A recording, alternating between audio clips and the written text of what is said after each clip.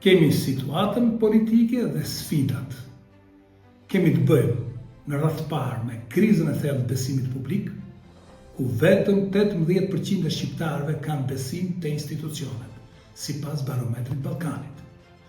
Kemi një pikë tjetër, e cila sinqerisht dhe seriozisht është negativiteti më i madh i mundur në kapjen e shtetit në pagduar, ku pushteti ekzekutiv ka përvetësuar kontrollin mbi drejtësinë, mbi media dhe ekonomi.